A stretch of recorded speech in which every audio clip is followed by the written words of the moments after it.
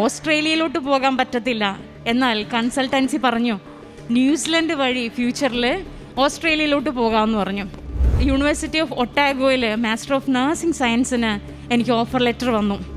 ജീവിതം കെട്ടിപ്പടുത്താൻ വേണ്ടിയാണ് ഉടമ്പടി എടുക്കാൻ വേണ്ടി വന്നത്. പക്ഷേ ജീവൻ തിരിച്ചു കിട്ടിയ സാക്ഷ്യമാണ് ഞങ്ങളിവിടെ പറയാൻ പോകുന്നത്. ഒക്ടോബർ 22 2023 മിഡ് നൈറ്റ് 12 മണിക്ക് ഇടത് കാലിലെ മുട്ടിന് തൊട്ട് താഴെ കലശലായ വേദന. കോമ സ്റ്റേജിൽ കിട്ടിയാൽ പോലും ഞാൻ നോക്കിക്കോളാം, എങ്ങനെയെങ്കിലും എനിക്ക് അവളെ തിരിച്ചു തരണേ എന്ന് പറഞ്ഞ് പ്രാർത്ഥിച്ചിരുന്നു. ഡോക്ടർ അവിടെ ചെന്നപ്പോൾ പറഞ്ഞത് 7 ദിവസമുള്ളൂ എന്ന് പറഞ്ഞ ആളാണ് 1.5 വർഷത്തിന് ശേഷം മാതാവിനോട് നന്ദി പറയാൻ വന്നിരിക്കുകയാണ് ഇവിടെ.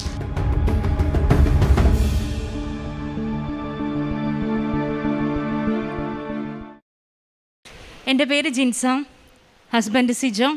ഞങ്ങളുടെ ഒരേ ഒരു മകനാണ് റാഷോൺ. റാഷോൺ എന്ന് പറയുന്ന പേരിൻ്റെ അർത്ഥം by the grace of God, ദൈവ കൃപയാൽ എന്നാണ്. ഞാൻ ആദ്യമായിട്ട് ഉടമ്പടി എടുക്കുന്നത് 2023 ഫെബ്രുവരി 13 അതിനിടയായ സാഹചര്യം എന്ന് പറയുന്നത്, സാധാരണഗതിയിൽ എൻ്റെ ഈ പ്രായത്തിലുള്ള പിള്ളേർ പുറത്തേക്ക് പോകാൻ വേണ്ടിയിട്ടാണ്. എൻ്റെ ചേച്ചി പുറത്തായതുകൊണ്ട് അവളോടുള്ള അറ്റാച്ച്മെൻറ്റ് അമ്മയേക്കാൾ കൂടുതലായതുകൊണ്ട് ചേച്ചിയുടെ അടുത്തോട്ട് പോകാനായിട്ട് 2022 മുതൽ ഞാൻ കഷ്ടപ്പെടുകയാണ്. വളരെയധികം എക്സാമുകൾ എഴുതി. PTE എക്സാം, അത് IELTS-ന് തത്തുല്യമായ എക്സാമാണ്. 3-4 തവണ എഴുതി. പല യൂണിവേഴ്സിറ്റീസിലും കൊടുത്തു. ചില യൂണിവേഴ്സിറ്റീസ് അപ്പാടെ തന്നെ റിജക്റ്റ് ചെയ്തു. ഫൈനലി ഒരു യൂണിവേഴ്സിറ്റിയിൽ നിന്നും നമുക്ക് നല്ല രീതിയിൽ അപ്രോച്ച് കിട്ടി. 2022 അവസാന മാസങ്ങളിലാണ് ഈ നടക്കുന്നത്. നാട്ടുകാരറിഞ്ഞു, വീട്ടുകാരറിഞ്ഞു, പുറത്തേക്ക് ഇറങ്ങാൻ പറ്റണില്ല. ചിലർ ചോദിച്ചു എന്നാണ് ടിക്കറ്റ് കിട്ടുന്നത്, മറ്റുള്ളവർ ചോദിച്ചു എന്നാണ് പോകുന്നത്, പോവാനായല്ലോ എന്ന്. പക്ഷേ ഒരാഴ്ച കഴിഞ്ഞപ്പോഴേക്കും ഡിസംബർ 29 എനിക്ക് റിജക്ഷൻ വന്നു. അതിനുശേഷം പല യൂണിവേഴ്സിറ്റീസിലും ഞാൻ ഓസ്ട്രേലിയയിൽ അപ്രോച്ച് ചെയ്തു. പടപടേന്ന് റിജക്ഷൻ മെയിൽസാണ് വരുന്നത്. ഞാൻ തകർന്നു, മാനസികമായി തകർന്നു. ഒരു തരത്തിലും എനിക്ക് ആ സാഡ്നെസ്സിൽ നിന്ന് കയറിപ്പോരാൻ പറ്റുന്നില്ല. ഗ്രാജുവലി വീടിൻ്റെ അകത്തെ റൂമിൽ നിന്നും പുറത്തിറങ്ങുന്നില്ല, ഭക്ഷണം കഴിക്കുന്നില്ല, ബ്രഷ് ചെയ്യുന്നില്ല, ആരോടും അറ്റാച്ച്മെൻ്റ് ഇല്ല, കംപ്ലീറ്റ്ലി ഡിപ്രസ്ഡ്. ആ സ്റ്റേജിൽ നിന്നും ഹസ്ബൻഡും ഞങ്ങളെല്ലാവരും കൂടെ ആസ്ട്രോ മെഡ്സിറ്റിയിലെ സൈക്യാട്രിസ്റ്റിനെ കണ്ടു. എൻ്റെ ട്രീറ്റ്മെൻറ്റ് തുടങ്ങി. മാസങ്ങളെടുത്തു. പതിയെ ഗ്രാജുവലി 2023 ഞാൻ സ്റ്റേബിളായി തുടങ്ങി. ആ സമയത്താണ് ഡിപ്രഷൻ, ആ സിറ്റുവേഷനിലാണ് എൻ്റെ ഹസ്ബൻഡിൻ്റെ കസിൻ സിസ്റ്ററായ ലിയ, അവൾ ഹസ്ബൻഡിന് കൃപാസന മാതാവിൻ്റെ വീഡിയോ അയച്ചു കൊടുത്തു. ഹസ്ബൻഡ് അതിനു മുന്നേ ട്രോൾ വീഡിയോസാണ് കണ്ടിട്ടുള്ളത്. പല കമൻസും മറ്റുള്ളവരോട് നമ്മുടെ ഫാമിലിയിൽ തന്നെ ഷെയർ ചെയ്തിട്ടുണ്ട്. പക്ഷേ ആ പോയിൻ്റ് ഓഫ് ടൈമിൽ ലിയമോൾ നമ്മളെ സപ്പോർട്ട് ചെയ്ത് മാതാവ് ഇടപെടും എന്നുള്ള രീതിയിൽ നമ്മളോട് പറഞ്ഞപ്പോൾ, ആ നിമിഷം, ആ ദിവസത്തിൽ കാക്കനാടുള്ള എൻ്റെ വീട്ടിൽ നിന്ന് ആലപ്പുഴയിലേക്ക് ഞാൻ ബസ് കയറി. ഞാൻ ഒറ്റയ്ക്കാണ്, കാരണം എനിക്ക് എങ്ങനെയെങ്കിലും രക്ഷപ്പെട്ടേ പറ്റുള്ളൂ. ആ സമയത്ത് ഇവിടെ 3rd ബാച്ചിൽ മാതാവിൻ്റെ അനുഗ്രഹത്താൽ എനിക്ക് 3rd ബാച്ചിൽ ഉടമ്പടിയിലേക്ക് പ്രവേശിക്കാൻ പറ്റി. ഉടമ്പടിയിലായി. വണ്ടർഫുൾ എക്സ്പീരിയൻസസ് ആണ് ലൈഫിൽ വരുന്നത്. ഞാൻ എറണാകുളം ഗവൺമെൻറ് ഹോസ്പിറ്റലിലെ മെഡിക്കൽ ഓങ്കോളജിയിലെ ഫീമെയിൽ ക്യാൻസർ പേഷ്യൻസിൻ്റെ അടുത്ത് പോയി. പിങ്ക് കളറുള്ള ഡ്രസ്സാണ് അവിടെ. ആർക്കും ആരോടും ഒരു അപ്രോച്ച് ഇല്ല. വളരെ സാഡ്നെസ് ആയിട്ടുള്ള ഒരു വാർഡ്. അവിടെ കയറി ആർക്കാണോ ഹെൽപ്പ് വേണ്ടതെന്ന് നോക്കി അവരെ ഹെൽപ്പ് ചെയ്തു, കുളിപ്പിച്ചു, നഖമടക്കം വെട്ടിക്കൊടുത്തു. ചളിഞ്ഞ നഖങ്ങൾ അതെല്ലാം ക്ലീൻ ചെയ്തു. മാതാവാണ് എൻ്റെ മുമ്പിൽ എന്നുള്ളത് പൂർണ്ണമായ വിശ്വാസത്തോടെ, തമ്പുരാൻ്റെ അമ്മയാണെന്നുള്ള പൂർണ്ണ വിശ്വാസത്തോടെ ഓരോ സ്ത്രീകളെയും ഞാൻ പരിചരിച്ചു. കൃപാസന പത്രം ഞാൻ കാക്കനാട് ബസ് സ്റ്റാൻഡിൽ നിന്ന് കൊടുത്തു. ചിലരെന്നെ റിജക്റ്റ് ചെയ്തു, വേറെ പണിയില്ലേന്ന് വിചാരിച്ചിട്ട്. എനിക്കൊരു കുഴപ്പമുണ്ടായില്ല, കാരണം സ്വർഗത്തിൽ എനിക്ക് വേണ്ടി, എൻ്റെ കുടുംബത്തിന് വേണ്ടി ഓരോ കോയിനും ആ റിജക്ഷൻസിലൂടെ കയറുന്നുണ്ടെന്നുള്ളത് എനിക്ക് വിശ്വാസം ഉണ്ടായിരുന്നു. Then next year 2023 March onwards, മാർച്ചിൽ ഞാൻ ആദ്യമായി ഉടമ്പടി പുതുക്കി. ഉടമ്പടി പുതുക്കിയതിൻ്റെ ഭാഗമായിട്ട് ഓസ്ട്രേലിയയിലോട്ട് പോകാൻ പറ്റത്തില്ല, എന്നാൽ കൺസൾട്ടൻസി പറഞ്ഞു ന്യൂസിലൻഡ് വഴി ഫ്യൂച്ചറിൽ ഓസ്ട്രേലിയയിലോട്ട് പോകാമെന്ന് പറഞ്ഞു. ന്യൂസിലാൻഡ് പ്രോസസ്സ് നടന്നു. അവിടുത്തെ യൂണിവേഴ്സിറ്റി ഓഫ് ഒട്ടാഗോയിൽ മാസ്റ്റർ ഓഫ് നഴ്സിംഗ് സയൻസിന് എനിക്ക് ഓഫർ ലെറ്റർ വന്നു. അതിൻ്റെ വിസ പ്രോസസ്സിങ്ങിലേക്കായി. വിസ പ്രോസസ്സിങ്ങിന് അപ്രോച്ച് ചെയ്ത 2ാമത്തെ ദിവസം ഞായറാഴ്ചയാണ്, ഒക്ടോബർ 22 2023 മിഡ് നൈറ്റ് 12 മണിക്ക് ഇടത് കാലിലെ മുട്ടിന് തൊട്ട് താഴെ കലശലായ വേദന, എനിക്ക് സഹിക്കാൻ പറ്റാവുന്നതിൽ കൂടുതലായ വേദന. പതിയെ കോപ്പപ്പ് ചെയ്തു. 2 മണിയായി, 4 മണിയായി, 4:30 ആയപ്പോഴേക്കും ഹസ്ബൻഡിനോട് പറഞ്ഞു എനിക്ക് ഹോസ്പിറ്റലിൽ പോകണമെന്ന് പറഞ്ഞു.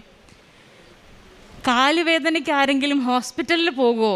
അത് വലിയ കാര്യമില്ലല്ലോ, കയ്യിലുള്ള പാരസെറ്റാമോളോ മെഫ്താളും മറ്റോ കഴിച്ചാൽ പോരേ എന്നുള്ളതായിരുന്നു. പക്ഷേ ദൈവാനുഗ്രഹത്താൽ അതിന് തൊട്ട് ഒരു 5 ദിവസത്തിന് മുന്നേ എൻ്റെ മെഡിസിൻ ബോക്സ് എല്ലാം ഞാൻ ക്ലിയർ ചെയ്തിട്ടുണ്ടായിരുന്നു.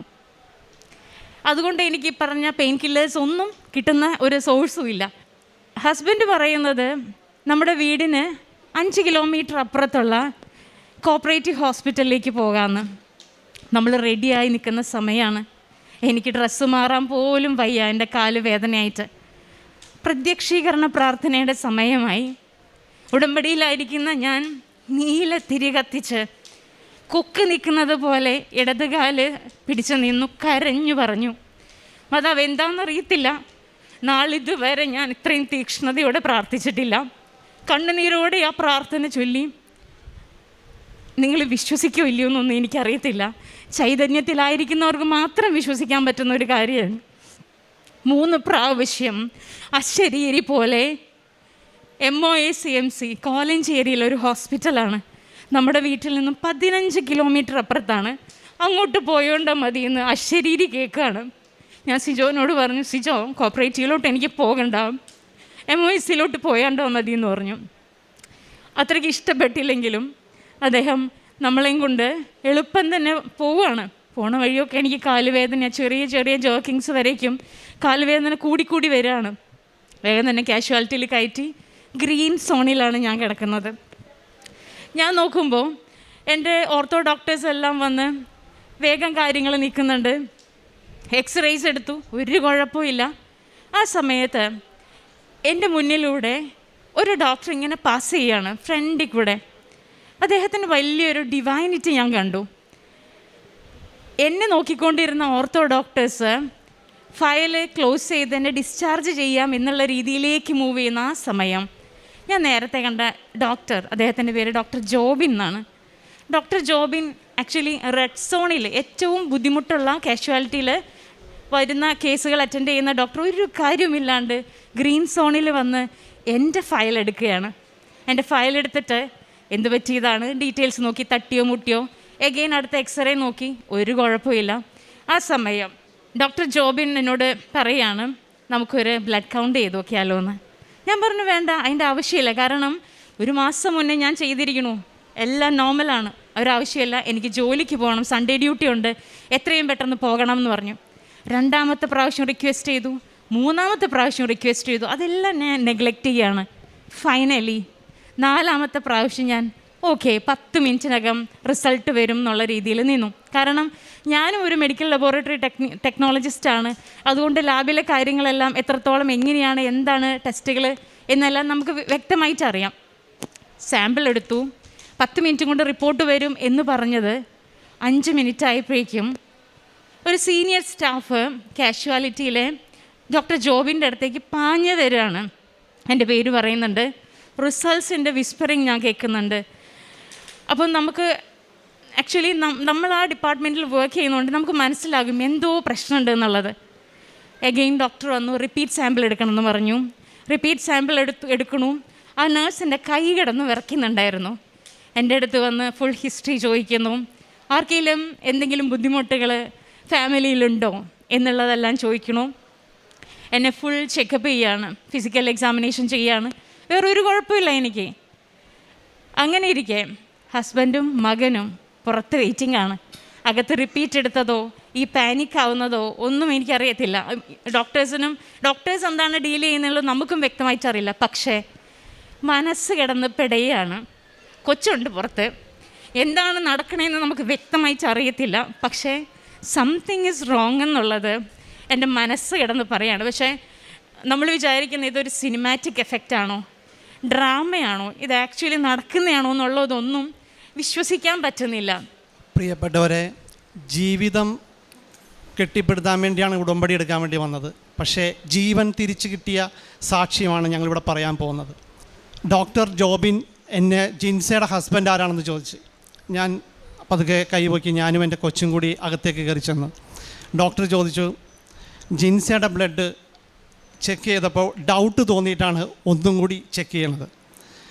അപ്പോൾ കണ്ടതെന്താണെന്ന് ചോദിച്ചാൽ ജിൻസയുടെ കൗണ്ട് 1,39,000 ഉണ്ട്. അപ്പോൾ എനിക്കറിയില്ല ഇത് എത്രയാണ് ഇത് പാടുള്ളൂ. അപ്പോൾ 1,39,000 കൗണ്ട് ബ്ലഡ് കൗണ്ടാണ് പറയുന്നത്. അപ്പോൾ എന്നോട് ഞാൻ ചോദിച്ചു എത്രയാണ് ഡോക്ടർ പാടുള്ളൂ. 10,000 മേലെ പാടില്ല.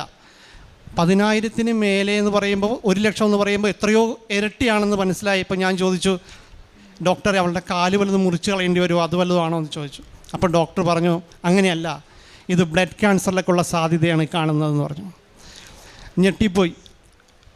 കുറച്ച് ദിവസങ്ങൾക്ക് വിസയുടെ പ്രോസസ്സിങ് നടന്നുകൊണ്ടിരിക്കുകയാണ്. അവളുടെ ഏറ്റവും വലിയ സ്വപ്നമാണ് നടന്നുകൊണ്ടിരിക്കുന്നത്.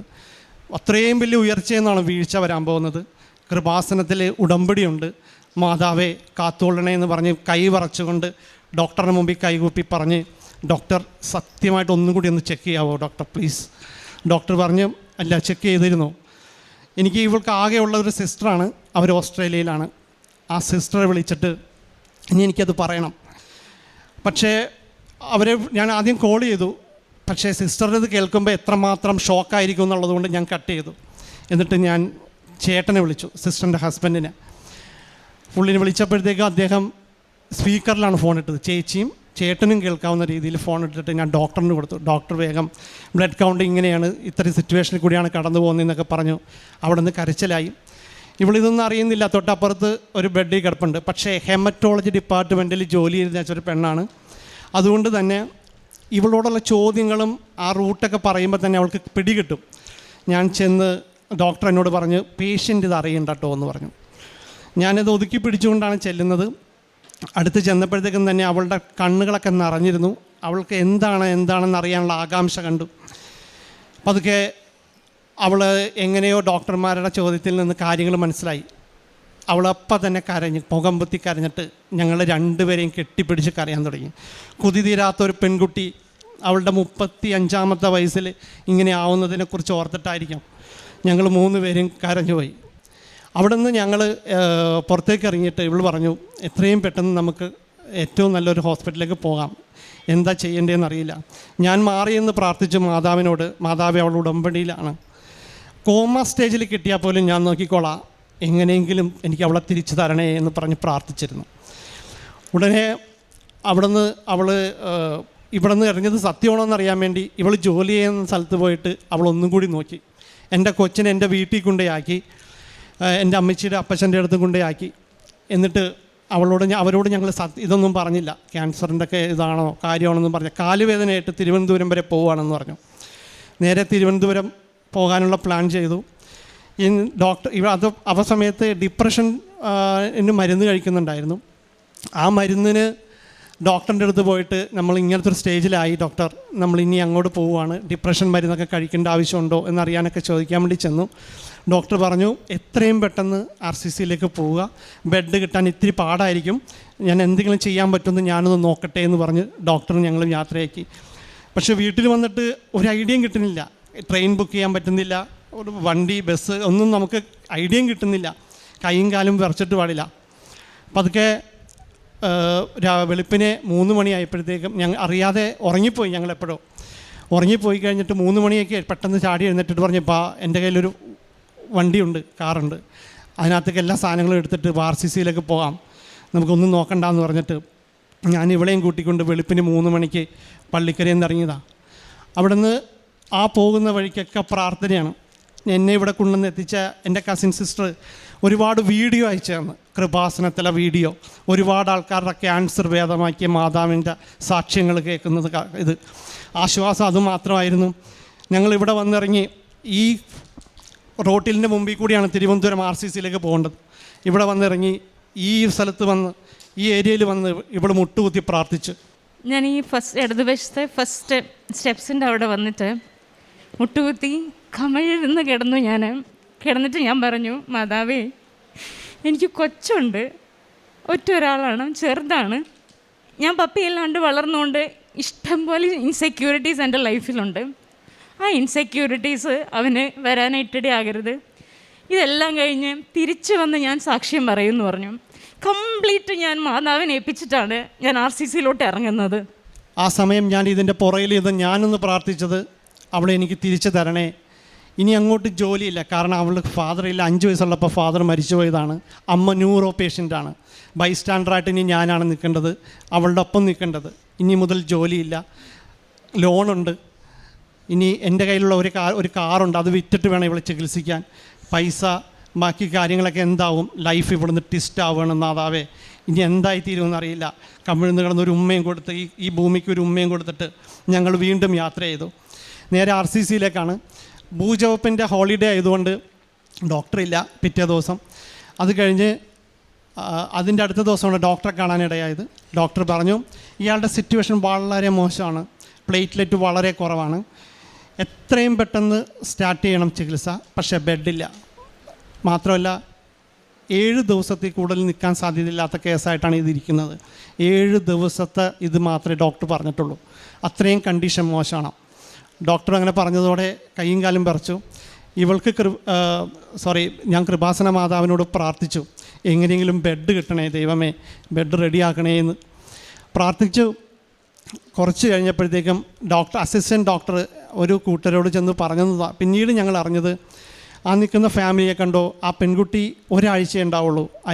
ആ പെൺകുട്ടിയുടെ കൂടെ നിൽക്കുന്ന ആൾക്ക് എന്താ ചെയ്യേണ്ടതെന്ന് പോലും അറിയില്ല. നിങ്ങൾ അവരുടെ ബെഡ്, അതായത് ഒരു ഷമീന എന്ന് പറയുന്ന മുസ്ലിം ഫാമിലിയാണ്, അവരോട് പോയി പറയുക, അവരുടെ ചേച്ചിയുടെ 3ാമത്തെ കീമോയ്ക്ക് വേണ്ടി വന്നിരിക്കുക, അവരോട് പറയുകയാണ്, നിങ്ങൾ പേവാർഡോ മറ്റു വാർഡോ എടുക്കുകയാണെങ്കിൽ അവരെ നമുക്ക് ബെഡ് കൊടുത്ത് കയറ്റാം. പ്രിയപ്പെട്ടവരെ, അവരൊരു നല്ല മനുഷ്യരാവുന്നു, മാതാവിൻ്റെ ബ്ലെസ്സിങ് ഞങ്ങൾക്കുണ്ടാവുന്നു, അതുകൊണ്ടായിരിക്കണം അവർ മാറി തന്നു. എന്നിട്ട് അവർ പറഞ്ഞു, ഞങ്ങൾ പേവാർഡ് എടുത്തോളാം, ബെഡ് ആ കുട്ടിക്ക് കൊടുത്തോളൂ എന്ന്. അവിടെ നിന്നാണ് ചികിത്സ സ്റ്റാർട്ട് ചെയ്യുന്നത്. മാതാവ് ഞങ്ങൾ അനുഗ്രഹിച്ചു. ഫസ്റ്റത്തെ കീമോ ഡോക്ടർ പറഞ്ഞത്, ഫസ്റ്റ് ജനറൽ കീമോ സ്റ്റാർട്ട് ചെയ്യണം, 3 ദിവസം കഴിയും റിസൾട്ട് വരാൻ, ഏത് കാറ്റഗറിയിൽപ്പെട്ട ക്യാൻസർ ആണെന്നുള്ളത് അറിയണം. അപ്പോൾ ഡോക്ടർ 3 ദിവസം വേണ്ടി വെയിറ്റ് ചെയ്യുന്നു. റിസൾട്ട് വരുന്നു. അപ്പോൾ പറയുന്നത് AML, അക്യൂട്ട് മൈലോഡ് ലുക്കീമിയ. ആ സമയത്ത് ഡോക്ടർ പറഞ്ഞു, അസിസ്റ്റൻറ്റ് ഡോക്ടറോട് പറഞ്ഞു, അസിസ്റ്റൻറ്റ് ഡോക്ടറിൻ്റെ അടുത്തേക്ക് പോയിക്കോ, അക്യൂട്ട് മൈലോഡ് ലുക്കീമിയാണെന്ന് പറഞ്ഞു. ആ ഡോക്ടർ പറഞ്ഞ വാക്കാണ് ഏറ്റവും ഹൃദയഭേദകമായിട്ടുള്ളത്. അദ്ദേഹം പറഞ്ഞത്, ഈ അസുഖം വരുന്നത് മാരകമായ ക്യാൻസറാണിത്. ഈ ക്യാൻസർ വന്നാൽ 30-33% പേരെ റിക്കവർ ആവുള്ളൂ. ബാക്കി 40% പേരും ഇൻഫെക്ഷൻ വന്ന് ICUയിൽ വെച്ച് സഡൻ ഡെത്ത് സംഭവിക്കും. ബാക്കിയുള്ള ശതമാനമുള്ള ആൾക്കാർ ഈ അസുഖം ക്യാൻസർ വന്ന് കൊണ്ടുപോകും. അതായത് എപ്പോഴെങ്കിലും ക്യാൻസർ വന്ന് അവരെ കൊണ്ടുപോകും അത്രേ. ഈ 33% എൻ്റെ ഭാര്യ പെടണേ എന്ന് ഓർത്തിട്ടാണ് എൻ്റെ പ്രാർത്ഥന. അന്ന് ഞാൻ ആ ആശുപത്രിയുടെ പുറത്തേക്ക് ഇറങ്ങി. RCCയുടെ ചുറ്റും കുറച്ച് 2-3 ആശുപത്രികളുണ്ട്. അവിടെ മെഡിക്കൽ കോളേജ് ഉണ്ട്, അതിൻ്റെ തീരത്ത് ഒരു വലിയൊരു മരമുണ്ട്. ചാറ്റൽ മഴയുണ്ട്. മഴയിൽ നനഞ്ഞ് ഞാൻ പ്രാർത്ഥിക്കുകയാണ്, മാതാവേ, എനിക്കെൻ്റെ വൈഫിനെ തിരിച്ചു തരണേ എന്ന്. എനിക്ക് പറ്റുന്നില്ല. ഞാൻ ഇത്രയധികം ഇവളെ സ്നേഹിച്ചിരുന്നു എന്ന് എനിക്ക് അപ്പോഴാണ് മനസ്സിലാവുന്നത്. കാരണം എനിക്ക് അവളില്ലാതെ പറ്റില്ല എന്ന് എനിക്ക് മനസ്സിലായി. മാതാവിനോടുള്ള പ്രാർത്ഥന ചാറ്റൽ മഴയിൽ നിന്നുള്ള പ്രാർത്ഥനയാണ്. തിരിച്ചു തരണേ, 33% അവരെ ആക്കണേ എന്നുള്ള പ്രാർത്ഥനയാണ്. പിന്നീട് അവളെയും കൊണ്ട് ട്രീറ്റ്മെൻറ്റൊക്കെ പതുക്കെ സ്റ്റാർട്ട് ചെയ്തു. അവളുടെ പുറത്തുള്ള ചേച്ചി അവളെ ഇങ്ങോട്ടേക്ക് കൊണ്ടുവരുന്നു. ട്രീറ്റ്മെൻറ്റ് സ്റ്റാർട്ട് ചെയ്യുമ്പോഴത്തേക്കും ഞാനിവിടെ നിന്ന് പ്രാർത്ഥിച്ചു പോയൊരു കാര്യമുണ്ട്, ദൈവമേ, എൻ്റെ കയ്യിൽ പൈസയില്ല, കാറ് വിറ്റിട്ട് വേണം എനിക്ക് ചെയ്യാൻ. പക്ഷേ അവിടെ ചെന്നപ്പോൾ മാതാവ് അവിടെ പ്രൈം മിനിസ്റ്ററിൻ്റെ ഫണ്ട് കാത്തു വെച്ചിട്ടുണ്ടായിരുന്നു. പ്രൈം മിനിസ്റ്ററിൻ്റെ ഫണ്ട്, അതും മറ്റ് ഫണ്ടുകളെല്ലാം കൂടി 5 ലക്ഷം രൂപ ആ ആശുപത്രിയുടെ അക്കൗണ്ടിൽ കിടക്കുന്നതാണ് ഇവർക്ക് വേണ്ടി. മരുന്നുകളെല്ലാം, കീമോകളെല്ലാം സ്റ്റാർട്ട് ചെയ്തു. എല്ലാം സ്റ്റാർട്ട് ചെയ്ത് പോയിക്കൊണ്ടിരിക്കുമ്പോൾ അവളുടെ ചേച്ചി വന്നു. അപ്പോൾ അവൾ നിർത്തിയെടുത്തെന്ന് എനിക്ക് തുടങ്ങണമെന്ന് തോന്നി. അവൾ നിർത്തിയ ഉടമ്പടി ഞാൻ തുടങ്ങാൻ തീരുമാനിച്ച് അങ്ങനെ ഞാൻ അവിടെ നിന്ന് ചേച്ചീനെ ബൈസ്റ്റാൻഡറാക്കി നിർത്തിയിട്ട് ഞാൻ പോന്നു നേരെ ഉടമ്പടി എടുക്കാനായിട്ട്.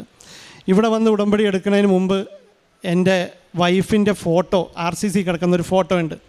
ആ ഫോട്ടോ എടുത്തിട്ട് അച്ഛനെ ഒന്ന് കാണാൻ പറ്റുമെന്ന് പറഞ്ഞു. അപ്പോൾ ക്യാൻസർ രോഗികൾക്കൊക്കെ കാണാൻ പറ്റുമെന്നുള്ള സാധ്യത പറഞ്ഞപ്പോൾ ഇവിടെ എന്നോട് പറഞ്ഞു ഫോട്ടോ എടുത്തുകൊണ്ട് വന്നൊരു പേപ്പറിൽ കാണിച്ചാൽ മതി, അച്ഛനെ കാണിക്കുമ്പോൾ പ്രാർത്ഥിക്കാം, ഇങ്ങനെ RCCയിൽ ഇങ്ങനത്തെ അവസ്ഥയിൽ കിടക്കുകയാണെന്ന് പറഞ്ഞു. വേഗം ആ ഫോട്ടോ കൊടുത്തു. അച്ഛൻ തൈലം കൊണ്ട് പ്രാർത്ഥിച്ചു. അത് കഴിഞ്ഞ് നേരെ ഞാൻ ചെല്ലും. അപ്പോൾ എന്നോട് ഇവിടെ നിന്ന് ഒരു ബ്രദർ പറഞ്ഞു ആളെ കൊണ്ടുവരാൻ പറ്റുമോ എന്ന് ചോദിച്ചായിരുന്നു. അപ്പോൾ ഞാൻ പറഞ്ഞു ആളെ ഇങ്ങനെ കൊണ്ടുവരാൻ പറ്റില്ല, കീമോയാണ്, ക്രൗഡുള്ളിടത്തേക്ക് പോയിക്കൂടാ, ഇൻഫെക്ഷൻ വരും എന്ന് പറഞ്ഞു. അപ്പോൾ ആ ബ്രദർ എന്നോട് ചോദിച്ചത് ഡോക്ടറാണ് ഇവിടെ ഇരിക്കണമെങ്കിൽ നിങ്ങളിവിടെ കൊണ്ടുവരില്ലായിരുന്നു. അപ്പോൾ അത് പോകുന്ന വഴിക്ക് എനിക്ക് സ്ട്രൈക്ക് ചെയ്തു. കാരണം ഡോക്ടറിനേക്കാൾ വലുതാണല്ലോ മാതാവ്, ഡോക്ടറിനേക്കാൾ വലുതാണല്ലോ ദൈവം. അപ്പോൾ അങ്ങനെയുള്ളൊരു സ്ഥലത്തേക്ക് കൊണ്ടുവരണമല്ലോ എന്ന് വിചാരിച്ചു. ഞാൻ അന്ന് പോയി ഞാൻ താമസിക്കുന്ന കോൺവെൻറ്റ്, തിരുവനന്തപുരത്തെ കോൺവെൻറ്റിൽ, ഇവൾ ആശുപത്രിയിലും ഞാൻ കോൺവെൻറ്റിലുമാണ് താമസിക്കുന്നത്. ഞാൻ കോൺവെൻറ്റിൽ ചെന്നപ്പോൾ എൻ്റെ ഉടമ്പടിയുടെ ഭാഗമായിട്ട് ഞാൻ ബൈബിൾ വായിക്കാൻ തുടങ്ങിയപ്പോൾ അതിനകത്ത് കിട്ടിയത് ജൈറസിൻ്റെ മകളെ സുഖപ്പെടുത്തുന്ന ഒരു അധ്യായമാണ്. അതിനകത്ത് എഴുതിയിരിക്കുന്നത് 12 വർഷം സ്രാവക്കാരിയായ സ്ത്രീ ക്രിസ്തുവിൻ്റെ ഉടുപ്പിൽ തൊട്ടപ്പോഴത്തേക്കും സുഖം പ്രാപിച്ചതാണ്. വിശ്വാസത്തിനാണ് അത്ഭുതമുള്ളത് എന്ന് മനസ്സിലായി. തൊട്ടപ്പുറത്ത് തന്നെ ജൈറസിൻ്റെ മകളെ മരണത്തിൽ നിന്ന് രക്ഷപ്പെടേണ്ട ആവശ്യം വന്ന അത്ഭുതം സംഭവിക്കുന്ന സമയത്തും ആ ക്രിസ്തു പറയുന്നുണ്ട് ഭയപ്പെടേണ്ട, നിങ്ങൾ വിശ്വസിക്കുക മാത്രം ചെയ്യുക എന്ന്. വേഗം അവിടെ നിന്ന് അവളെയും കൊണ്ട് ഞാൻ അവൾ RCCയുടെ ഫസ്റ്റ് ഡിസ്ചാർജ് നടക്കുന്ന സമയത്ത് 1000 കൗണ്ടായി. അവിടെ നിന്ന് എത്രയും പെട്ടെന്ന് ഇവളെ ഡിസ്ചാർജ് ചെയ്ത് കൊണ്ടുവരണം. ഡിസ്ചാർജ് ചെയ്തതിന് ശേഷം ഞാൻ ഇവളെ ഇങ്ങോട്ട് ഈ സ്ഥലത്തേക്ക് കൊണ്ടുവരാൻ ആശ്രമത്തിൽ ഈ കൃപാസനത്തിലേക്ക് കൊണ്ടുവരാൻ പ്ലാൻ ചെയ്തു. അവളോട് ചോദിച്ചപ്പോൾ അവൾ റെഡിയാണെന്ന് പറഞ്ഞു. അങ്ങനെ വെളുപ്പിന് 4:30 മണിക്ക് അവിടെ നിന്ന് തിരുവനന്തപുരത്ത് നിന്ന് പുറപ്പെട്ട് ഈ പിക്ക് ലൈൻ പോലും കളയാതെ ഇവിടെ വന്ന് നിന്നു. ഒരുപക്ഷെ അവിടെ നിന്ന് എടുത്തുകൊണ്ടായിരിക്കണം മാതാവ് പരവതാനി വിരിച്ച പോലെ സ്വീകരിച്ചു. അവിടെ നിന്ന് ഒരു ബ്രദർ ആൾക്കാരെയൊക്കെ മാറ്റി ഇതിൻ്റെ ഇടയിൽ കൂടി കൊണ്ടുവന്ന് ഈ ഫ്രണ്ടിൽ കൊണ്ടുവന്ന് നിർത്തി. ഏറ്റവും ആദ്യം അച്ഛൻ അവൾക്ക് ഒരു ക്രാശരൂപവും ഒരു പ്രാർത്ഥനയും തലയെ കൈവച്ച് അനുഗ്രഹിക്കുകയും ചെയ്തു. നേരെ അവിടെ നിന്ന് ഇവിടുന്ന് പോകുമ്പോൾ വളരെ സന്തോഷത്തിലായി. ഞങ്ങളുടെ പ്രാർത്ഥനയൊക്കെ വണ്ടിയിലിരുന്നൊക്കെ കൃപാസന പ്രാർത്ഥനകളും സാക്ഷ്യങ്ങളും അച്ഛൻ്റെ ധ്യാനങ്ങളും കേട്ടുകൊണ്ടിരുന്നു. അതിൽ നിന്ന് കൂടുതൽ ഉത്തേജനം കിട്ടിക്കൊണ്ടിരുന്നു. ശേഷം അവിടെ ചെന്ന് കഴിഞ്ഞപ്പോഴത്തേക്കും ഡിസ്ചാർജ് ചെയ്ത് കഴിഞ്ഞിട്ട് ഞാൻ താമസിക്കുന്ന കോൺവെൻറ്റിൽ ഫുഡോ കാര്യങ്ങളൊന്നുമില്ല. അപ്പോൾ ഇവൾക്ക് ഫുഡ് കഴിക്കാനായിട്ട് രാത്രിയിൽ ഡിസ്ചാർജ് നടന്നതുകൊണ്ട് ഫുഡ് കൊടുക്കാൻ പറ്റിയില്ല. അപ്പോൾ മരുന്ന് കഴിക്കാൻ ഫുഡ് വേണം. അതിനെന്താ ചെയ്യാമെന്ന് പറഞ്ഞ് ഇങ്ങനെ മാതാവിനോട് പ്രാർത്ഥിച്ചിരിക്കുകയും ഞാനൊരു ദിവസം ഞാൻ താമസിക്കുന്ന കോൺവെൻറ്റിൻ്റെ ഓപ്പോസിറ്റ് ഒരു കടയുണ്ട്. കടയോട് കൂടി അവരുടെ വീടും നിൽക്കുന്നത്. അവിടുത്തെ ചേട്ടനെ പോയി കണ്ടിട്ട് ഞാൻ പറഞ്ഞു തിരുവനന്തപുരത്ത് ഏതെങ്കിലും വീട്ടിൽ ചെന്ന് ഒരു നേരത്തെ കഞ്ഞി ചോദിച്ചാൽ ഇവർക്ക് കിട്ടാതിരിക്കില്ലെന്നറിയാം, അതുകൊണ്ട് ആ രാത്രിയിലെ കാര്യം നടത്താൻ വേണ്ടി ചെന്ന് ചോദിച്ചതാണ്. ആ ചേച്ചി വേഗം തന്നെ 1 മണിക്കൂർ സമയം തരണമെന്ന് പറഞ്ഞ് ഞങ്ങൾ 1 മണിക്കൂർ സമയം കൊടുത്തു. നേരെ ഞാൻ ആ സമയത്ത് മാതാവിനോട് ഇനി മുതൽ എങ്ങനെ ഇവൾക്ക് ഫുഡ് കൊടുക്കും, കാരണം ഫുഡുള്ള കോൺവെൻറ്റുകളോ ഫുഡുള്ള സ്ഥലങ്ങളോ ഞങ്ങൾക്ക് കിട്ടുന്നില്ല. അപ്പോൾ എന്ത് ചെയ്യും എന്ന് ആലോചിച്ചിരിക്കുമ്പോൾ മാതാവിനോട് പ്രാർത്ഥിച്ചു. കൃപാസന പ്രാർത്ഥന ചൊല്ലി പ്രത്യക്ഷീകരണ പ്രാർത്ഥന ചൊല്ലിക്കൊണ്ട് ഞങ്ങൾ വീണ്ടും 1 മണിക്കൂർ കഴിഞ്ഞപ്പോൾ അദ്ദേഹം ഈ ഇത്തയുടെ അടുത്തേക്ക് ചെന്നു. അവരുടെ പേര് സുജന എന്നാണ്. അവരുടെ അടുത്തേക്ക് ചെന്നപ്പോഴത്തേക്ക് അവർ ഞങ്ങളോട് പറയാണ് നിങ്ങൾക്ക് വിശ്വാസമാണെങ്കിൽ ഞങ്ങൾ തരട്ടെ ഫുഡെന്ന്. ഞാൻ അതുവരെയും ഇതെന്ത് ചെയ്യുമെന്ന് പറഞ്ഞിരിക്കുകയാണ്. കഴിഞ്ഞ 8 മാസം RCC താമസിച്ച 8 മാസവും ഞങ്ങൾക്ക് ഫുഡ് തന്നത് ആ ഫാമിലിയാണ്. അവിടെ നിന്ന് ഞങ്ങൾ എത്രയും പെട്ടെന്ന് ഡോക്ടറെ കണ്ടു. ഡോക്ടർ ഞങ്ങളോട് 4-ാമത്തെ കീമോ എത്തിയപ്പോൾ വെൻറ്റിലേറ്ററിലായി, സീരിയസ് ആയി എന്ന് പറഞ്ഞു. സീരിയസ് ആയി കഴിഞ്ഞപ്പോഴത്തേക്കും 48 മണിക്കൂർ കഴിഞ്ഞാൽ ഡോക്ടറിന് എന്തെങ്കിലും പറയാൻ പറ്റുള്ളൂ എന്ന് പറഞ്ഞു. അവളുടെ ചേച്ചി വീണ്ടും ഉടനെ വന്നു. വീണ്ടും ഞാൻ ഉടമ്പടി വന്ന് ഇവിടെ ഒന്ന് പുതുക്കി ഉടമ്പടി തൈലമായിട്ട് ICUയിൽ വെച്ച് അവളെ ഞാൻ വീണ്ടും തൈലം പൂശി അവിടുത്തെ നേഴ്സിൻ്റെ അടുത്ത് കൊടുത്തിട്ട് ഞാൻ പറഞ്ഞു ഇതൊന്ന് അവളുടെ കാലയിലും മേത്തൊക്കെ ഒന്ന് പുരട്ടാവോ സിസ്റ്റർ എന്ന് പറഞ്ഞു. ആ സിസ്റ്റർ അത് പുരട്ടി. അവൾ കുറച്ച് ദിവസങ്ങൾക്കകം തന്നെ റിക്കവറായി. അതിൽ നിന്ന് തിരിച്ചു വന്ന് അവിടുത്തെ സിസ്റ്റർ പറയുന്നത് മിറാക്കിൾ ബേബി എന്നാണ് ഇവളെ, കാരണം അത്രത്തോളം ബുദ്ധിമുട്ടുണ്ടായിരുന്നു. പിന്നീട് അവിടെ വെച്ച് തന്നെ രോഗിലേപനവും കുമ്പസാരവും അവിടെ വെച്ച് തന്നെ നടത്തി. ഇതെല്ലാം നടത്തി കഴിഞ്ഞിട്ട് ഡോക്ടർ അവസാനം പറഞ്ഞു നിങ്ങൾ ട്രാൻസ്പ്ലാന്റ് ചെയ്യണമെന്ന് പറഞ്ഞു. ബോൺ മാരോ ട്രാൻസ്പ്ലാന്റ് അഥവാ മജ്ജ മാറ്റിവെക്കൽ ശസ്ത്രക്രിയയിലേട്ടാണ് നമ്മൾ അടുത്തതായിട്ട് നമ്മളോട് റെഫറൻസ് പറയുന്നത് ഡോക്ടർ. എനിക്ക് ഒരേ ഒരു ചേച്ചി ഉള്ളത് കൊണ്ട് ചേച്ചിയുടെ HLA മാച്ചിങ് ആണോ എന്നുള്ള ടെസ്റ്റാണ്. അതിനു വേണ്ടി കൊടുത്തു. ഏകദേശം 15 ദിവസത്തിന് ശേഷമാണ് റിസൾട്ട് വരുന്നത്. ഞങ്ങൾ തമ്മിൽ വലിയ മാച്ചൊന്നുമില്ല, അതായത് ഹാഫ് മാച്ച് പോലുമില്ല, ചെയ്യാൻ പറ്റത്തില്ല. നമ്മൾ ഭയങ്കര സങ്കടത്തിലായി, ഇനി എന്നാ ചെയ്യുന്നുള്ളതായി. നെക്സ്റ്റ് ഓപ്ഷൻ പ്രാർത്ഥിച്ചൊരുങ്ങിയപ്പോൾ മകനാണ്. മകൻ്റെ HLA ടൈപ്പിംഗ് ചെയ്തു. സാധാരണഗതിയിൽ പേരൻസിൻ്റെ തന്നെ ഒരു ജീനും ക്രോമസോംസും എല്ലാം ഉള്ളത് കൊണ്ട് കുഞ്ഞുങ്ങളുടെ ഹാഫ് മാച്ച് ആകും എന്ന് ഡോക്ടർ പറഞ്ഞായിരുന്നു. അതിനാൽ തന്നെ പ്രതീക്ഷയോടെ പ്രാർത്ഥനയോടെ നമ്മൾ റാഷോൻ്റെ HLA ടൈപ്പിംഗ് ചെയ്തു. അന്നത്തെ ദിവസം റിസൾട്ട് വന്നു. കരഞ്ഞു ഞങ്ങൾ, കാരണം മാതാവ് അനുഗ്രഹിച്ചു, ഹാഫ് മാച്ചാണ്. എന്താണെന്ന് വെച്ചാൽ തുള്ളിച്ചാടുന്ന കേസും കരയുന്ന കേസും പറയുമ്പോൾ എൻ്റെ അസുഖം അഗ്രസീവാണ്. അഗ്രസീവ് എന്ന് പറഞ്ഞാൽ വളരെ മോശമാണ്. ക്യാൻസർ സെൽസ് ഇല്ല എന്ന് ഉറപ്പ് വരുത്തി നമ്മൾ ഡിസ്ചാർജ് ചെയ്ത് കഴിഞ്ഞ് എത്രയും പെട്ടെന്ന് ബോൺ മാരോ ട്രാൻസ്പ്ലാന്റിന് കയറണം. കാരണം അസുഖം പുറകെ ഉണ്ട്. പ്രീ ടെസ്റ്റുകൾ ഇഷ്ടം പോലെയുണ്ട്. CMCയിലാണ് ഞങ്ങൾ, CMC ക്രിസ്ത്യൻ മെഡിക്കൽ കോളേജ് വെല്ലൂരിലാണ് ട്രാൻസ്പ്ലാന്റിന് വേണ്ടി റെഫർ ആയത്. 3 ആഴ്ചയോളം നീളുന്ന പ്രീ ടെസ്റ്റുകൾ, ഓരോ ഡിപ്പാർട്ട്മെൻറ്റിൽ നിന്നും നമുക്ക് ക്ലിയറൻസ് കിട്ടണം. സമയം പോവുകയാണ്, ടെൻഷനുണ്ട്. ഇതിൻ്റെ ഇടയിൽ RCCയിലെ കുറേ എൻ്റെ ഫ്രണ്ട്സ് പോയി. ട്രാൻസ്പ്ലാന്റ് യൂണിറ്റിലേക്ക് കയറിയവർ പോയി. യൂണിറ്റിൽ വെച്ച് പോയി. ഞാൻ അറിയുന്ന എൻ്റെ ഒരു ഫ്രണ്ട് അനൂപ് കർത്താവിന് മുന്നേ യോഹന്നാൻ പോയതുപോലെ അവനാണ് എന്നെ വഴി നയിച്ചത്. കാരണം എന്താണെന്ന് വെച്ചാൽ, ഞാൻ RCCയിലെ 4ാമത്തെ കീമോയുടെ സമയത്ത് ICUലായെന്ന് പറഞ്ഞു. അവിടെ വെച്ചാണ് ഞാൻ അനൂപിനെ പരിചയപ്പെടുന്നത്. ആ അനൂപ് വഴിയാണ് ഞാൻ ട്രാൻസ്പ്ലാന്റിന് കയറുന്നതും. ട്രാൻസ്പ്ലാന്റിന് കയറുന്നു. ഹൈഡോസ് കീമോ ഉണ്ട്, റേഡിയേഷൻ ഉണ്ട്. വളരെ ബുദ്ധിമുട്ടുകളാണ്. ഒരു 10ാം ദിവസം ആയപ്പോഴേക്കും വളരെ മോശമായി. കൗണ്ട് 100 100 കൗണ്ട് ഇരിക്കുന്നത്. പതിയെ കയറണം. അതായത് ഗ്രാഫ്റ്റ്, റാഷോണിൻ്റെ സെല്ലുകൾ എൻ്റെ ബോഡി അക്സെപ്റ്റ് ചെയ്യണം, സ്വീകരിക്കണം. തമ്പുരാൻ്റെ കയ്യിലുള്ള കാര്യമാണ്. മാതാവിനെ വിട്ടുകൊടുത്തേക്കാണ് എല്ലാതും. പുറത്ത് നിന്ന് ജപമാല, കസിൻസ് എല്ലാം അഖണ്ഡ ജപമാല ചൊല്ലാണ് എനിക്ക് വേണ്ടിയിട്ട്. കൃപാസന മാതാവിന് വേണ്ടി പ്രത്യേകം പ്രാർത്ഥിക്കുകയാണ്. അങ്ങനെ ഒരു ദിവസം 100-ലായിരിക്കുന്ന കൗണ്ട് ഡോക്ടേഴ്സ് പറഞ്ഞു, ഇനി നമ്മുടെ കയ്യിലൊന്നുമില്ല, പ്രാർത്ഥിക്കുക. കാരണം എൻ്റെ മുഖത്തെ സൈനസിൽ നിന്നും ബ്രെയിനിലേക്ക് ഫംഗസ് കയറാൻ പോവുകയാണ്. കൗണ്ട് 100-ൽ നിന്നും കയറാണ്ട് ഒരു രക്ഷയില്ല എന്ന് പറഞ്ഞു. പ്രാർത്ഥനയായി. കുടുംബം മൊത്തം 91 സങ്കീർത്തനം മുട്ടുമേ നിന്ന് റാഷോണടക്കം 91 പ്രാവശ്യമാണ് ചൊല്ലിയത്. 5 മണിക്കൂറിന് ശേഷം ഡോക്ടേഴ്സ് വന്നു. കൺഗ്രാജുലേഷൻസ് ജിൻസ എന്ന് പറഞ്ഞു. കൗണ്ട് കൂടി. Praise the Lord. കൗണ്ട് കൂടി 100-ൽ നിന്നും 400 ആയിരിക്കുന്നു. നിങ്ങൾ ആലോചിച്ച് നോക്കിയേ, നമ്മളെ കൊണ്ട് കൂട്ടിയാൽ കൂടുന്ന കാര്യമല്ല. പ്രാർത്ഥിച്ച് മാത്രം കൗണ്ട് കൂടിയിട്ടുള്ളതാണ്. അവിടുത്തെ ഡോക്ടേഴ്സ് അടക്കം പറഞ്ഞു വലിയ അനുഗ്രഹമാണെന്നുള്ളത്. തുടർന്ന് ഒരു 1.5 മാസത്തോളം ഹോസ്പിറ്റലൈസേഷൻ കഴിഞ്ഞ് ഞാൻ ഡിസ്ചാർജായി. ഇതിൻ്റെ ഇടയിൽ പല ഇൻഫെക്ഷൻസും വരുന്നുണ്ട്. 3 മാസത്തോളം 4 പ്രാവശ്യമായി ഞാൻ ഹോസ്പിറ്റലൈസ്ഡായി. പക്ഷേ മാതാവമ്മ പൊന്നുപോലെ എന്നെ കാപ്പയാൻ കീഴിൽ പൊതിഞ്ഞ് സംരക്ഷിച്ചു. പല രീതിയിലുള്ള ഇൻഫെക്ഷൻസ് വന്നപ്പോൾ നമ്മൾ വിശ്വാസം കൈവിടുന്നില്ല. കാരണം ചില സമയത്ത് പരീക്ഷണങ്ങൾ വരുമ്പോൾ നമ്മൾ തകർന്നു പോവും. പക്ഷേ ഈ സഹനങ്ങൾ 35 വയസ്സ് വരെ ഞാൻ ജീവിച്ച ജീവിതത്തിന് വേണ്ടിയിട്ടുള്ളതല്ല എന്നെനിക്ക് തിരിച്ചറിവായി. 1.5 വർഷം കൊണ്ട് ഞാൻ റിഫൈനായി, എൻ്റെ കുടുംബം റിഫൈനായി. തമ്പുരാന് നന്ദി മാത്രമേ ഉള്ളൂ. മാതാവമ്മയോട് അകമഴിഞ്ഞ നന്ദി മാത്രമേ ഉള്ളൂ. പിന്നീട് ഞങ്ങൾക്ക് നാട്ടിലേക്ക് വരാൻ വേണ്ടിയിട്ട് ഡോക്ടേഴ്സ് പറഞ്ഞു, ഇനി പോയിക്കോളൂ, ഓൾ ഗുഡാണ്, ഓക്കെയാണ്, ക്യാൻസർ സെൽസ് ഒന്നുമില്ല, നാട്ടിലേക്ക് പോകാം. തമ്പുരാനെ മഹത്വപ്പെടുത്തിക്കൊണ്ട് തന്നെയാണ് നമ്മളിരിക്കുന്നത്. പക്ഷേ ക്രൗഡിലേക്ക് പോകരുത്. അപ്പം നിങ്ങൾ വിചാരിക്കും ഈ ഫ്രണ്ടിലുള്ള ക്രൗഡല്ലേ എന്ന്.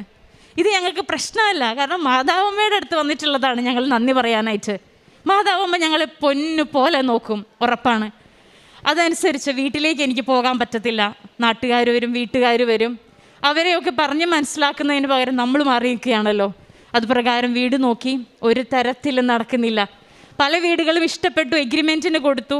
അപ്പോഴും അതെല്ലാം കൈമാറിപ്പോവുകയാണ്. ലാസ്റ്റ് എന്നെ പഠിപ്പിച്ചൊരു സിസ്റ്റർ, ST സിസ്റ്ററാണ്, സിസ്റ്റേഴ്സ് ഓഫ് ഡെസ്റ്റിറ്റ്യൂഡ്. അവിടുത്തെ മദർ ഹൗസിൽ ചുറ്റും മരങ്ങളുള്ള, നടക്കാൻ സൗകര്യമുള്ള, തണലുള്ള, തണുപ്പുള്ള ഒരു സ്ഥലത്തേക്ക് ഞങ്ങൾക്ക് താമസം മാറ്റാൻ പറ്റി. പൈസയൊന്നുമില്ല, ആസ് ഓഫ് നോ പൈസയൊന്നുമില്ല, സമാധാനത്തോടു കൂടെ ഇരിക്കുക എന്നുള്ളതാണ്. ഇതേ കേസ് തന്നെ RCCയിലായിരുന്നപ്പോൾ നമുക്ക് കിട്ടിയിട്ടുള്ളതാണ്. ഞങ്ങൾക്ക് താമസിക്കാൻ അവിടെ ഒരു സൗകര്യമില്ലാതിരുന്നൊരു സമയത്ത്, രണ്ടാമത്തെ കീമോ കഴിഞ്ഞ സമയത്ത് വളരെ ബുദ്ധിമുട്ടുകൾ, കോൺവെൻറ്റ് റൂമിൽ അടച്ചിരിക്കുമ്പോൾ കിട്ടുന്ന ഒരു ഫ്രസ്ട്രേഷനുണ്ട്. ഹോസ്പിറ്റൽ അതേ എൻവയോൺമെൻറ്റ് നമുക്ക് തോന്നും. ആ സമയത്തും ഞങ്ങൾ വീട് നോക്കിയപ്പോൾ എൻ്റെ ബ്രദർ ഇൻ ലോയുടെ ഫ്രണ്ട്, അദ്ദേഹവും നമ്മുടെ കിംസ് ഹോസ്പിറ്റലിൻ്റെ അടുത്ത് മരങ്ങളുള്ള, തണലുള്ള ഒരു വീട് എഗ്രിമെൻറ്റോ പൈസയൊന്നും കൊടുക്കാണ്ട് വളരെ സോഫ്റ്റ് ആൻഡ് ജെൻറ്റിലായിട്ട് നമുക്ക് കൈമാറിയതാണ്. നിങ്ങൾ ആലോചിച്ച് നോക്കിയേ, നാളെ ഇതുവരെ കിട്ടിയ ഞങ്ങളുടെ അനുഗ്രഹത്തിന് ഇനിയും ഞങ്ങൾക്ക് പറയാനുണ്ട്, ഒരുപാട് പറയാനുണ്ട്. പോരാത്തതിന് നാട്ടിൽ വന്നു കഴിഞ്ഞപ്പോൾ എനിക്ക് വേറൊരു പോയിൻ്റ് വിട്ടുപോയത് ഫണ്ടായിരുന്നു. CMCയിലെ പൈസ എന്ന് പറയുന്നത് ജസ്റ്റ് ട്രാൻസ്പ്ലാന്റിന് വേണ്ടി മാത്രം നമ്മൾ ഫിക്സ്ഡ് കൊടുക്കേണ്ടത് 25 ലക്ഷം രൂപയാണ്. നമ്മളെ കൊണ്ട് കൂട്ടിയാൽ കൂടത്തില്ല. 50 ലക്ഷം രൂപ പിരിക്കണം. അതിനായിട്ട് ടെൻഷനോടുകൂടെ CMCയിലെ ഫസ്റ്റ് വിസിറ്റ് കഴിഞ്ഞ് നാട്ടിലെത്തിയപ്പോൾ ആ സമയം എനിക്ക് ബ്രസ്റ്റിലൊരു പെയിൻ വന്നു. കൂനിന്മേൽ കുരു എന്ന് പറഞ്ഞ പോലെ കാര്യങ്ങൾ മാറുകയാണ്. വേഗം തന്നെ ഹസ്ബൻഡിനോട് ഡിസ്കസ് ചെയ്ത് എഗെയിൻ ആസ്റ്ററിലേക്ക് പോയി മെഡിക്കൽ ഓങ്കോളജിനെ കണ്ടു. അവിടെ എന്തോ ഉണ്ട്, ചെറുതാണ്, നിങ്ങൾക്ക് എങ്ങനെ മനസ്സിലായി എന്ന് ചോദിച്ചപ്പം മാതാവ് നമ്മളോട് പറഞ്ഞേക്കുന്നതാണ്. ഡോക്ടർ പറഞ്ഞു ട്രാൻസ്പ്ലാന്റ് ആദ്യം നടക്കട്ടെ, കാരണം ജീവനാണ് ആദ്യം മുഖ്യം. അതിനുശേഷമാണ് ഈ ബ്രസ്റ്റിലുള്ള കുഞ്ഞ്, വളരെ മില്ലിമീറ്റേഴ്സ് മാത്രം സൈസുള്ള ബിനൈനായിട്ടുള്ള, പ്രശ്നക്കാരനല്ലാത്തതോ ഒരു പ്രശ്നം ഉണ്ടാവത്തില്ല, ആ സംഭവം നോക്കാം, 6 മാസത്തിന് ശേഷം നോക്കാമെന്ന് പറഞ്ഞു. ഇപ്പോൾ അത് വിട്ടേക്കാൻ പറഞ്ഞു. ആ റിപ്പോർട്ടായിട്ട് ഞാൻ ആസ്റ്റർ മെഡ്സിറ്റിയിൽ ഡോക്ടറിൻ്റെ ഫ്രണ്ടിലിരിക്കുമ്പോൾ ഇനിയിപ്പോൾ എന്ത് നോക്കാനാണ്, കാരണം ജീവിതം കൈവിട്ട് പോവുകയാണ്, ഒന്നിന്മേൽ ഒന്നായിട്ട് കയറി വരികയാണ്. ഞാൻ ആ റിപ്പോർട്ട് വെച്ചിട്ട് വാട്സാപ്പിൽ ഒരു സ്റ്റാറ്റസ് ഇട്ടു, എൻ്റെ ഫോട്ടോ അടക്കമുള്ളത്. I need some help, assistance വേണം, ഫൈനാൻഷ്യലി ഭയങ്കര ക്രൈസിസിലാണെന്നുള്ളത്. നാട്ടുകാരും വീട്ടുകാരും അറിഞ്ഞു. ഭാഗ്യമെന്ന് പറയട്ടെ, കൃപാസന മാതാവ് ഞങ്ങൾക്ക് വേണ്ടി എൻ്റെ കസിൻ ബ്രദറായ ജെയിംസിന് ഒരുക്കിയിട്ടുണ്ടായിരുന്നു. ജെയിംസ് വഴി വളരെ എളുപ്പം തന്നെ കമ്മിറ്റി രൂപീകരിച്ചു. നാനാജാതി മതസ്ഥർ, ഹിന്ദുവെന്നോ മുസ്ലിമെന്നോ എല്ലാവരും ഉണ്ട്, MLA അടക്കം. വളരെ ഫാസ്റ്റായിട്ട് കാര്യങ്ങൾ മൂവ് ചെയ്തു. എനിക്ക് 50 ലക്ഷം റീച്ച് ചെയ്തത് വെറും 2 ദിവസം കൊണ്ടാണ്. 2 ദിവസം കൊണ്ട് എൻ്റെ അക്കൗണ്ട് ഫ്രീസായി. ഞാൻ ഇതുവരെ കേട്ടിട്ടില്ല എൻ്റെ ലൈഫിൽ. എൻ്റെ ഫ്രണ്ട്സ് ഇപ്പോഴും ഫണ്ട് റൈസിങ് നിൽക്കുന്നുണ്ട്. 20 ലക്ഷം പോലും അവർക്ക് ഒത്തിട്ടില്ല. ആ പൈസയും കൊണ്ടാണ് നമ്മൾ ട്രാൻസ്പ്ലാന്റിന് പോകുന്നത്. ട്രാൻസ്പ്ലാന്റ് കഴിഞ്ഞു, തിരിച്ചു വന്നു, നാട്ടിലെത്തി. അതിൻ്റെ കാര്യങ്ങൾ ഞാൻ നേരത്തെ പറഞ്ഞിരുന്നു. നാട്ടിലെത്തി സമാധാനത്തോടുകൂടെ ആ ഒരു മദർ ഹൗസിൽ അടുത്ത് തന്നെ പള്ളിയുണ്ട്. ഞാൻ ഒരുപാട് ആഗ്രഹിച്ചതാണ്. പള്ളിയുണ്ട്, വിശുദ്ധ കുർബാനയ്ക്ക് പോവും, തിരിച്ചു വരും. ആ വിശുദ്ധ കുർബാനയിൽ ഉൾപ്പെട്ടപ്പോൾ ഞാൻ ദിവ്യകാരുണ്യം സ്വീകരിച്ച് തിരിച്ചു വന്ന സമയം മുല്ലപ്പൂ മണം 5 സെക്കൻഡ് അല്ല, 1 മിനിറ്റാണ്. വളരെ മാതാവിൻ്റെ പ്രസൻസ് ഫീൽ ചെയ്ത സമയമാണ്. മാതാവ് എൻ്റെ ഒപ്പമുണ്ടെന്നുള്ളത്. കാരണം ആ സമയത്ത് 15 വർഷം മുന്നേ വന്ന എൻ്റെ ചിക്കൻ ബോക്സ് ഇമ്മ്യൂണിറ്റി ഇല്ലാത്തത് കൊണ്ട് തിരിച്ചു വന്നേക്കാണ്.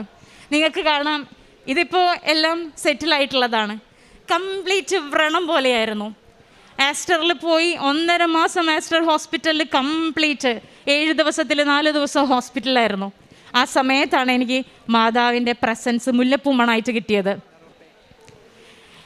ഈ ഹെർപ്പസ് സോസ്റ്റർ എന്ന് പറയുന്ന ഈ ഇൻഫെക്ഷൻ ഇമ്മ്യൂണിറ്റി ഇല്ലാത്തവർക്ക് നെർവും കൂടെ ഇൻവോൾവ് ചെയ്യും. നെർവ് ഇൻവോൾവ് ചെയ്യുന്ന സാധാരണഗതിയിലുള്ള പെയിൻ അല്ല. C6 ആണ് എനിക്ക് ഇൻവോൾവ് ചെയ്തത്. അത് പ്രകാരം വലതു ഭാഗത്തെ നെക്ക്, ഷോൾഡർ, ചെസ്റ്റ്, കയ്യ് ഇത്രയും ഭാഗം അഫക്റ്റ് ചെയ്യും. മരണവേദനയാണ്. 1.5 മിനിറ്റേ ഉള്ളൂ. പക്ഷേ ഇതുവരെ സഹിച്ച എനിക്ക്, കീമോയും റേഡിയേഷനും എല്ലാം സഹിച്ച എനിക്ക് ആ വേദന താങ്ങാൻ പറ്റുന്നുണ്ടായിരുന്നില്ല. പ്രസവ വേദനയേക്കാൾ വലിയ വേദന. ഒരു ദിവസം 2 പ്രാവശ്യം മുതൽ 5 പ്രാവശ്യം വരെ വേദന വരും. രാത്രിയെന്നോ പകലെന്നോ ഇല്ല. ഈ സമയത്തെല്ലാം നമ്മൾ മാതാവിനെ തന്നെ പിടിച്ചുകൊണ്ടിരിക്കുകയാണ്. ഒരു രീതിയിലും വിശ്വാസം കൈവിടില്ല എന്നുള്ള അസാധ്യമായ വിശ്വാസത്തിൽ തന്നെ സാത്താൻ പല രീതികളെടുക്കും. ജോബിനെ പരീക്ഷിച്ച പോലെ പല രീതികളും വരും എന്നുള്ള എനിക്ക് ഉറപ്പാണ്. നമ്മൾ വിശ്വാസം കൈവിട്ടില്ല. അങ്ങനെ ഒരു ദിവസം വെളുപ്പിന് 2:30 മണിക്ക് പെയിനാണ്. അവിടെ ആർത്തലച്ച് കരയാണ്. കോൺവെൻറ്റിലെ സിസ്റ്റേഴ്സ് ഇടയ്ക്കിടയ്ക്ക് വന്ന് നോക്കും എന്താണെന്നുള്ളത്. എനിക്ക് വേണ്ടി അവർ പ്രത്യേകം പ്രാർത്ഥിക്കുന്നുണ്ട്. 2:30 മണിക്ക് വന്ന വേദനയ്ക്ക് സിജോ ഓടി വന്നു. സിജോനെ കണ്ടു നിൽക്കാനേ പറ്റത്തുള്ളൂ. ആ 1.5 മിനിറ്റ് ഹൃദയവേദനയോടെ നിൽക്കണം. ആ സമയത്ത് ഞാൻ RCCന്ന് വിശ്വാസം മൂലം ആദ്യ കീമോ കഴിഞ്ഞ് വന്ന ഈ കാശ് രൂപം സിജോ പേഴ്സിൽ നിന്നെടുത്തു, എൻ്റെ കയ്യിലോട്ട് വെച്ചു. വണ്ടർഫുൾ എക്സ്പീരിയൻസ് ആയിരുന്നു. ഓൾ ഓഫ് എ സഡൻ ആ പെയിൻ നിന്നു. പെയിനില്ല, ഒട്ടും പെയിനില്ല. അഗെയിൻ 2 hours ലേറ്റർ എനിക്ക് വീണ്ടും പെയിൻ വന്നു. അതേ പ്രവൃത്തി, ഇതേ കാശ് രൂപം വിശ്വാസത്തോടെ വിശ്വാസ പ്രമാണം ചൊല്ലി കയ്യിൽ വെച്ചു. നാളിതുവരെ തമ്പുരാനെ നന്ദി, നാളിതുവരെ എനിക്ക് ആ പെയിൻ വന്നിട്ടില്ല. ഡോക്ടർ 6 മാസം വരെ ഉണ്ടാകും എന്ന് പറഞ്ഞ നർവ് പെയിൻ മാതാവ് വിടുതലാക്കി. ഈശോയെ നന്ദി, മാതാവെ ഒരുപാട് നന്ദി. നിങ്ങൾക്കറിയാമോ, ഈ ക്രൗഡും കാര്യങ്ങളൊക്കെ എനിക്ക് ബുദ്ധിമുട്ടാണ്. എൻ്റെ റീസെൻ്റ്ലി കഴിഞ്ഞ ആഴ്ചയായിരുന്നു എൻ്റെ ബോൺ മാരോ ചെക്ക് ചെയ്തിട്ടുണ്ടായിരുന്നത്. അതൊരു പ്രോട്ടോക്കോളാണ്. ക്യാൻസർ സെൽസ് എൻ്റെ ബോൺ മാരോയിലില്ല. എൻ്റെ മകൻ്റെ സെല്ലുകളും ബ്ലഡുമാണ് എൻ്റെ ശരീരത്തിലുള്ളത്. ഓർത്ത് നോക്കുക, ദൈവകൃപയാൽ എന്ന് പറയുന്ന ഈ പേര് അക്ഷരം പ്രതി ഞങ്ങളുടെ ലൈഫിൽ മാതാവമ്മ കൊണ്ടു തന്ന വലിയ അനുഗ്രഹമാണ്. നാളിതുവരെ തന്ന സങ്കടങ്ങൾക്കും സന്തോഷങ്ങൾക്കും എല്ലാത്തിനും കൃപാസന മാതാവെ ഒരുപാട് നന്ദി. ഈശോപ്പച്ച ഒരുപാട് നന്ദി. ഞങ്ങൾ ഈവൻ വയ്യാത്ത സമയത്തായിരുന്നിട്ടും കൂടെ ഞാൻ പത്രം കൊണ്ടേ കൊടുക്കുമായിരുന്നു. ഞാൻ അത്രയും നാളിതുവരെ 2 പ്രാവശ്യം, 1 പ്രാവശ്യം പുതുക്കിയ സമയത്ത് പോലും ഇത്ര തീക്ഷ്ണത ഉണ്ടായിരുന്നില്ല. പക്ഷേ ഈ ക്യാൻസർ ജേർണി കഴിഞ്ഞ് വന്നപ്പോൾ പത്രം കൊടുക്കുക എന്ന് പറഞ്ഞാൽ ഒരു ഹരമാണ്. അവിടെ കുത്തിയിരുന്ന് കഥ പറഞ്ഞ് ഈ ഫുൾ സ്റ്റോറി പറഞ്ഞിട്ടാണ് കൊടുക്കുന്നത്. സമയമെടുക്കും, കാരണം എനിക്ക് വയ്യ, അത്ര സുഖമല്ല, ഹെൽത്ത് ഇനിയും സ്ട്രോങ് ആവാനുണ്ട്. നിങ്ങൾ നോക്കി, മുടിയൊക്കെ വളർന്നു, എന്നെ കണ്ടാൽ പറയത്തില്ല ബ്ലഡ് ക്യാൻസർ പേഷ്യൻ്റ് ആയിരുന്നു എന്നുള്ളത്. ഞാൻ 2-3 ഫോട്ടോസും കൂടെ കാണിക്കുകയാണ്. ഇതായിരുന്നു ഞാൻ ബോൺ മാരോ ട്രാൻസ്പ്ലാന്റ് കഴിഞ്ഞ സമയത്ത്. ഹെവി ഇൻഫെക്ഷനാണ് ഈ സമയത്ത്. കൗണ്ട് കുറഞ്ഞിരുന്ന സമയമാണ് ഈ ഫോട്ടോ. അതിനുശേഷം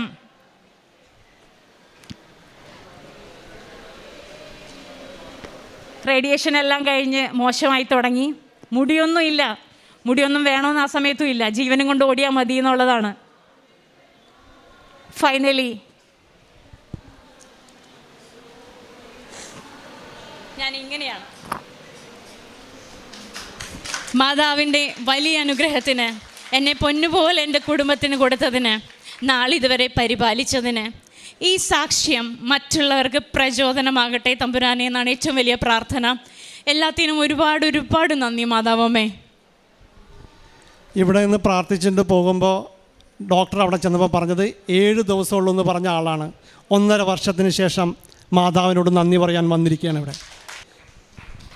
ഈശോപ്പച്ചനും മാതാവമ്മക്കും എല്ലാത്തിനും നന്ദി.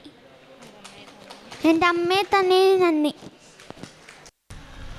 സങ്കീർത്തനങ്ങൾ 118, 5, 6 തിരുവചനങ്ങൾ. ദുരിതങ്ങളിൽ അകപ്പെട്ടപ്പോൾ ഞാൻ കർത്താവിനെ വിളിച്ചപേക്ഷിച്ചു.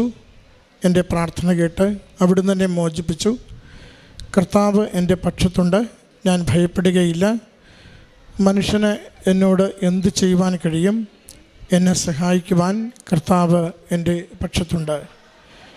ജിൻസ ജോർജ് എന്ന ഈ സഹോദരിക്ക് വന്ന ക്യാൻസറിൻ്റെ തീവ്രമായ രോഗപീഠകളിൽ പരിശുദ്ധമ്മയും ഈശോയും നൽകിയ സവിശേഷമായ സംരക്ഷണവും സൗഖ്യത്തെയും ഈ കുടുംബം സന്തോഷത്തോടെ നന്ദിയോടെ അമ്മയുടെ സന്നിധിയിൽ സാക്ഷ്യമായി സമർപ്പിച്ച് പ്രാർത്ഥിക്കുന്നു. ജീവിതത്തിൻ്റെ ഏറ്റവും ക്ലേശകരമായ കാലങ്ങളിലൂടെ കടന്നുപോയപ്പോൾ, സാമ്പത്തിക ഞെരുക്കം അനുഭവിച്ചപ്പോൾ, രോഗം പോലും കൈവിട്ടുപോയി എന്ന് ഡോക്ടർമാർ പറഞ്ഞ അവസരങ്ങളിലൊക്കെയും അമ്മ മാതാവിൽ അല്പം പോലും ചഞ്ചലപ്പെടാതെ വിശ്വസിക്കുകയും ഈശോപ്പനും അമ്മ മാതാവും പൂർണ്ണ സൗഖ്യത്തിലേക്ക് നയിക്കുമെന്ന് പ്രത്യാശ വയ്ക്കുകയും ചെയ്തത് ഇന്ന് നല്ല ആരോഗ്യത്തിലേക്ക് സാധാരണ ജീവിതത്തിലേക്ക് കടന്നു വരുവാൻ പറ്റുന്ന വിധത്തിൽ ഈ കുടുംബത്തിന് അനുഗ്രഹമായി തീർന്നതാണ് ഈ കുടുംബം സാക്ഷ്യപ്പെടുത്തുക. ദൈവത്തിന് ഒന്നും അസാധ്യമല്ല. അവിടുത്തെ കരങ്ങളിൽ നമ്മളെ സമർപ്പിക്കുമ്പോൾ അവിടുന്ന് ഏത് വലിയ പ്രശ്നത്തിൽ നിന്നും ഏത് ഗുരുതര രോഗത്തിൽ നിന്നും നമ്മളെ സൗഖ്യപ്പെടുത്തി ആശ്വസിപ്പിച്ച് അവിടുത്തെ സംരക്ഷണയിൽ വഴി നടത്തുന്നു. ഈ കുടുംബത്തിന് ലഭിച്ച വലിയ അനുഗ്രഹങ്ങൾക്ക് നന്ദി പറഞ്ഞുകൊണ്ട് അമ്മ മാതാവിനും തിരുക്കുമാരനും ഈ സാക്ഷ്യം കരങ്ങളടിച്ച് സമർപ്പിക്കാം.